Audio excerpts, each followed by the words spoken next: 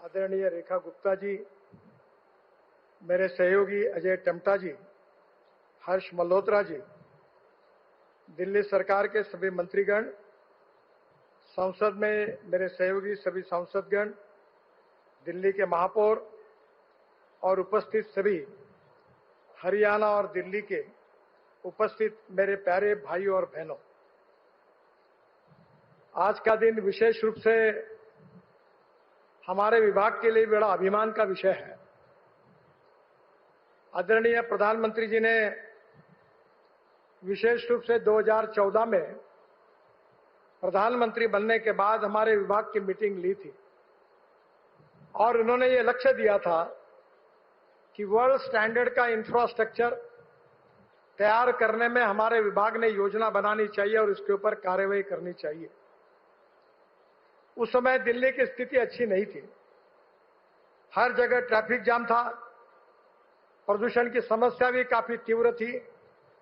Sindhu border से मुकरबा चौक से धौला कुआं होकर गुरुग्राम तक जाना, यह ट्रैफिक जाम के कारण लगभग मुश्किल था और इसी के कारण इन सब समस्याओं का अध्ययन करके आदरणीय मोदी जी ने जो योजनाएं हमको दी थी, उसके आधार पर दिल्ली को वर्ल्ड क्लास सिटी बनाने का संकल्प करके हमने दिल्ली कंजक्शन का एक प्लान बनाया था।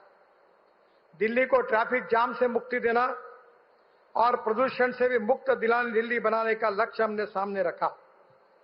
मुझे बहुत खुशी है कि पहले स्टेज में हमने 65,000 करोड़ की लागत से काम शुरू किए, आज 48,000 करोड़ रुपए के काम पूरे हुए। उस समय दिल्ली का peripheral ring road express highway supreme court में सबजुडिस था।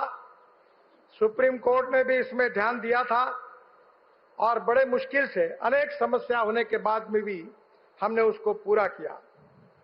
ईस्टर्न पेरिफेरल एक्सप्रेसवे के कारण दिल्ली में आने वाली भारी यातायात को डाइवर्ट किया गया।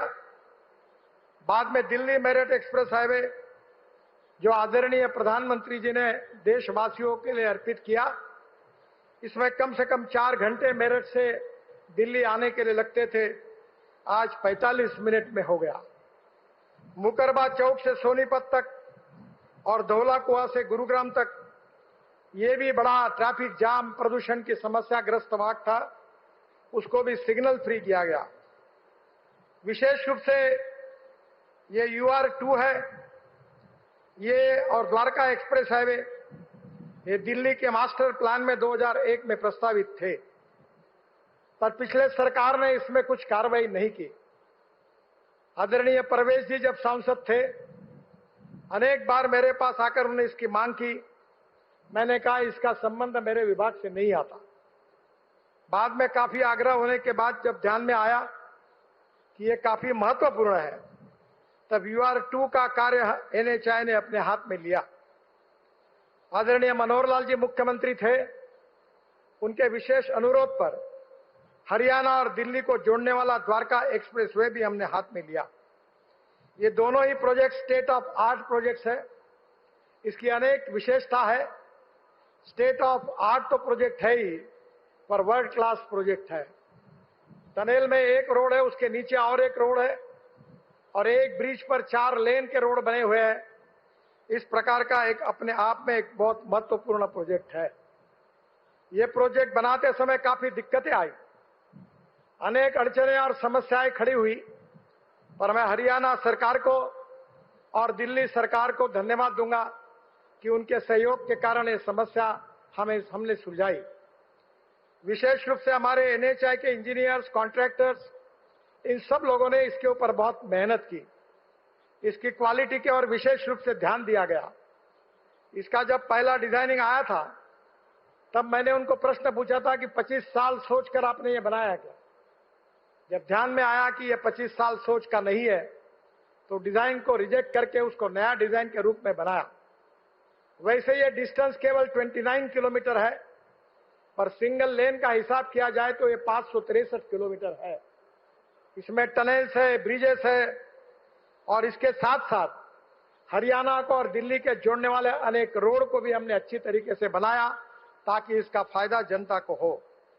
और हमारे अधिकारियों ने, इंजीनियर्स ने, कॉन्ट्रैक्टर्स ने आज काम जो किया है बहुत अच्छा किया है। कभी काम अच्छा नहीं होता तो मैं उनसे नाराज भी होता हूं। इस काम का परीक्षण करने के लिए मैं आया था। उस समय सक्सेना जी मेरे साथ थे। एक एक चीज हमने बारीकाई से देखी थी और एक अच्छा स्टेट ऑफ आर्ट प्रोजेक्ट हुआ है। ये प्रोजेक्ट करते समय हमारे विभाग के सचिव निवृत्त हुए युद्धवीर मलिक, इन्होंने काफी बड़ा सहयोग ये प्रोजेक्ट पूरा करने के लिए, अड़चनों को सुलझाने के लिए उनका भी मिला। उनको भी मैं धन्यवाद देता हूं। ये दोनों प्रोजेक्ट से दिल्ली एनसीआर के लोगों को जाम से बड़ी राहत मिलेगी।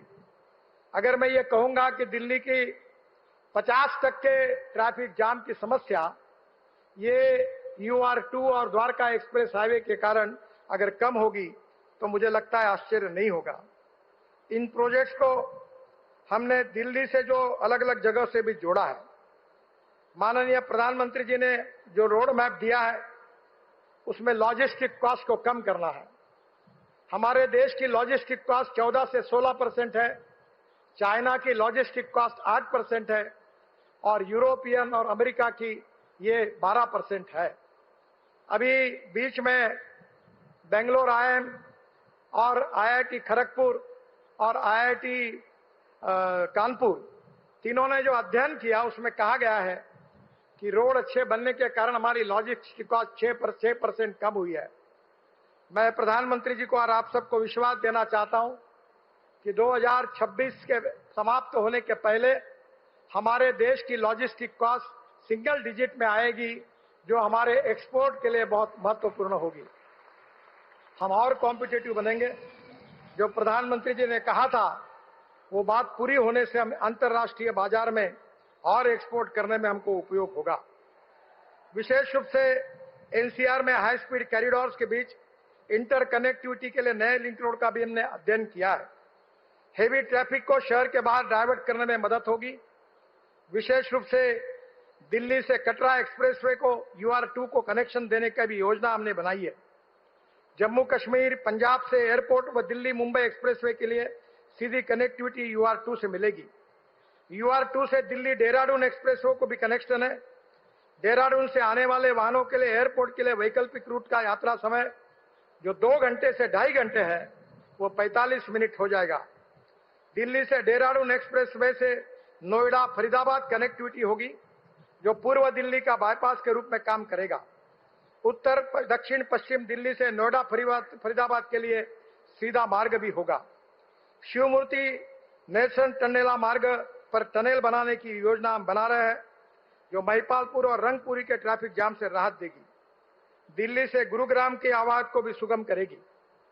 AIIMS Mahipalpur Gurugram elevated corridor Mehrauli Gurugram road पर इनर आउटर रिंग रोड पर ट्रैफिक जाम को कम करेगा। महिलापुर गुरुग्राम तक विस्तार, दिल्ली मेरठ एक्सप्रेसवे से उस टनल का कनेक्शन और नई दिल्ली तथा एम्स को एयरपोर्ट पहुंचाने का भी हम अध्ययन कर रहे हैं। मुझे विश्वास है कि हमें दिल्ली के लिए जो महत्वपूर्ण प्रोजेक्ट प्रधानमंत्री जी के मार्गदर्शन में किए हैं उसमें से 1 लाख करोड़ रुपए खर्चा करके DND दिल्ली मुंबई एक्सप्रेसवे मार्च 26 तक पूरा होगा। जेवर एयरपोर्ट से Indira Gandhi airport greenfield link दिसंबर 26 तक पूरी होगी। Delhi Akshardham EP extend interchange, इसके लिए प्रधानमंत्री जी से हमने अनुरोध किया है कि उद्घाटन की तारीख मिलने के बाद सितंबर महीने में इसको भी हम इनॉग्रेट करेंगे। दिल्ली में ग्रीनफील्ड एक्सप्रेस हाईवे 6 हम बनाने वाले थे, उसमें से 3 हाईवे का काम पूरा हुआ है। Eastern peripheral express highway, Delhi Meerut express highway, Dwarka express highway तैयार हो गए हैं। दिल्ली मुंबई एक्सप्रेस हाईवे जो 12 घंटे में दिल्ली से मुंबई जाएंगे वो दिसंबर 2026 तक पूरा होगा। दिल्ली देहरादून एक्सप्रेसवे जो दिल्ली से देहरादून 2 घंटे में आपकी सफर होगी वो अक्टूबर 2025 तक पूरा होगा। दिल्ली से कटरा एक्सप्रेसवे ये हमारा 6 घंटे में हम कटरा पहुंच जाएंगे, ये दिसंबर 26 तक पूरा होगा। मेरा विश्वास है कि आने वाले समय में विशेष रूप से जो कॉरिडोर हम बना रहे हैं वो दिल्ली की ट्रैफिक जाम को और प्रदूषण को मुक्ति दिलाने का हमारा एक प्रयास है। बीच में सुप्रीम कोर्ट तक भी PIL गई थी, पर इन सब का उपाय यही है कि हमें दिल्ली के लिए जो वाहनों की संख्या बढ़ रही है, आबादी की संख्या बढ़ रही है, उस हिसाब से वर्ल्ड स्टैंडर्ड का इंफ्रास्ट्रक्चर बनाना होगा। प्रधानमंत्री जी का सपना है कि हमारा देश $5 ट्रिलियन की इकोनॉमी बने, हमारे देश वर्ल्ड की 3rd लार्जेस्ट इकोनॉमी बने, हमारा देश विश्व गुरु बनाए। इसमें रोड की भूमिका, हाईवेज के साथ साथ हमारे वाटर, पावर, ट्रांसपोर्ट, कम्युनिकेशन सभी इंफ्रास्ट्रक्चर की भूमिका महत्वपूर्ण है।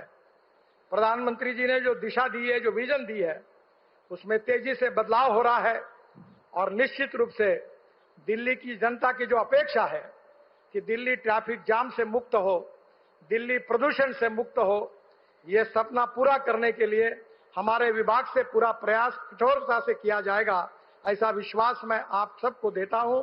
और फिर से एक बार प्रधानमंत्री जी को विशेष रूप से आज इस कार्यक्रम में आए, इस रोड का उन्होंने निरीक्षण किया, टनल का निरीक्षण किया, इसलिए उनको बहुत बहुत धन्यवाद देता हूं और दिल्ली और हरियाणा सरकार को भी उनके सहयोग के लिए धन्यवाद देते हुए दिल्ली की सरकार को और दिल्ली की जनता को और विशेष रूप से दिल्ली एनसीआर में रही हुई सभी हरियाणा की भी जनता को मैं हृदय से इस भव्य प्रकल्पों के लिए बहुत बहुत शुभकामनाएं देता हूं, धन्यवाद देता हूं। बहुत बहुत धन्यवाद। नमस्कार।